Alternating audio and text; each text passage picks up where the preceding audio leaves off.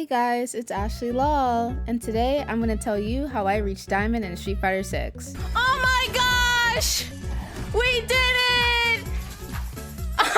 Recently, I've been playing a lot of Street Fighter, and I was finally able to reach Diamond after about 7 months of playing the game. I started playing Street Fighter 6 right after Elena dropped, so about that time frame into now. So if you're a new player, I want to give you a guide as to how I got to Diamond. Shout out to the people that helped me get to Diamond by teaching me all this information. I'm going to put their names up here. So the first thing you need to learn is to understand your normals. Knowing the range of all your normals is super important. This seems obvious, but a lot of new players will make the mistake of hitting the wrong button at a certain range and then get countered for it. One of my friends helped me out by sending me to the training room and to see the range at which every single normal hits the opponent. What I see new players do is that typically if they're mashing a button, they'll hit a heavy button at close range, when heavy buttons don't really need to be at close range. You can hit them further away. So what you want to do is go into the training room, select your character, and look at the markers at the bottom, and then hit every single button on your controller or your leverless or whatever you're using. So then I want you to go to your controller and see what your light buttons do, your medium buttons do, and what your heavy buttons do, and at what range it hits. When you're learning your normals, you also want to make sure that you learn the character that you're playing with.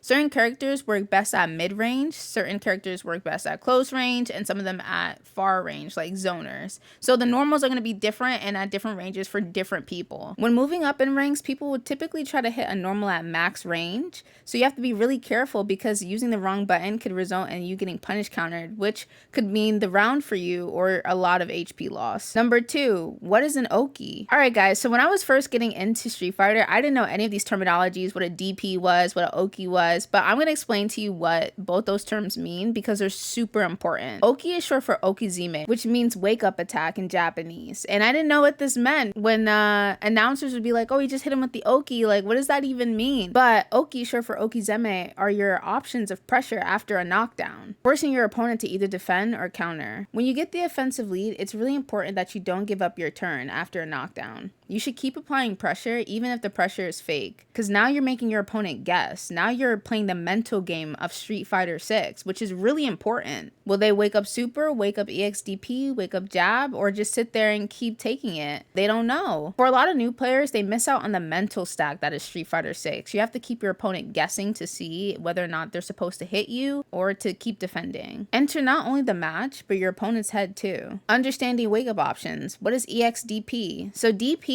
stands for Dragon Punch, which is typically an air movement where you circle up just like a Shoryuken. So a DP or Dragon Punch is usually treated as an anti-air option, but EXDP, which stands for Enhanced Dragon Punch, is a really good wake-up option. Sometimes just defending isn't enough, especially because the game forces you to hit back, or else you're going to be put in burnout. So it's important to understand what you can do when you're getting hit with an Oki. So in the lower ranks, a lot of players will rush at you during an Oki situation. So my rule of thumb is the first time a player doesn't respect you, you can throw out that EXDP. But you don't want to keep throwing out the EXDP, because the EXDP can result in a punish counter that could be worth 50% of your HP. So be very careful with using EXDP as a wake up option, but it is a really good wake up option. The next wake up option is to wake up super. But you don't want to do a wake up super unless you're in a really dire situation. Like you have no HP, the only thing you have left is meter, you're in a corner, it's real bad. That's the time when you want to use a wake up super. Because if you wake up super and they actually baited that, you lose your meter, your HP, and some of your mental sanity.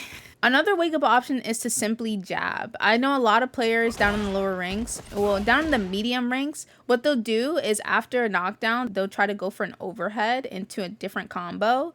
And you have to be very careful with that, because that could result in a lot of HP loss. So instead, you could throw out a jab to make sure that they don't get those greedy moves off on you. Wake up jab could be a much more safer option than wake up EXDP or wake up super, but you can still get counter hit and the chain can still keep going. So just make sure that you're playing very carefully when you're in a knockdown situation. One thing I want to add in this video that I didn't actually put in my script is bait more. So what is baiting? Baiting is when you make your opponent guess that you're going to hit first before they do. So it'll make people do wake up options like EXDP or Wake Up Super. You can bait these moves out and get a lot of damage out of it. It's very important to start incorporating baiting into your mental game and to your physical game, because baiting really gets that damage off. So once you get a firm grasp understanding of Okizeme and your wake up options, you'll find that the climb is going to go way easier. For certain people, they'll do the same things over and over and over again, which can get them very far. Like, it's gotten me very far as an Elena player. I do the same things in every game and I still made it to Diamond. But understanding your matchup and your opponent is just as important as understanding your own character. Like, some key things to look out for is if your playstyle is very jumpy, you probably don't want to jump at someone with anti-air movements in their movesets like Sagat or Guile. Even understanding your opponent's movements is really important. If they're parrying a lot, you should throw. If they're jumping a lot, you should anti-air. If you notice a lot of EXDPs, bait them more frequently. Download your enemy's movements so it's easier to win the match. In order to climb in Street Fighter, you don't have to be good, you just need to be better than the person you're fighting. Alright, number 6 is to study optimal combos. For pretty much every character out there, there's a video detailing a combo for every single situation that you could possibly be in. It's important to look at this video and to study it. Personally, I've done 50% damage on a wall splat combo.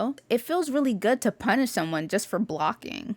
So you want to make sure that you look at those optimal combo videos and study them and look at what you can do. Talk to pros that play your same character, ask them questions. What combo can I do here in this situation? You want to make sure that you have a combo for pretty much every single situation that you could be in. And number 7, put quality time into the game. Learn the game, don't just play it. Ask questions, talk to people, study the optimal combos, face your friends, put in time, go to casual matches, go to custom rooms, get your ass beat 100 times over and over again. One thing about fighting games is that they will reward you for all the work that you've put in, making the climb seem linear and the progression seem feasible. It's important to enjoy the journey, not just race to the finish line. But guys, I hope this video was very informative and it taught you a lot of things as to how to get to Diamond in Street Fighter 6. There's still so much to learn even after.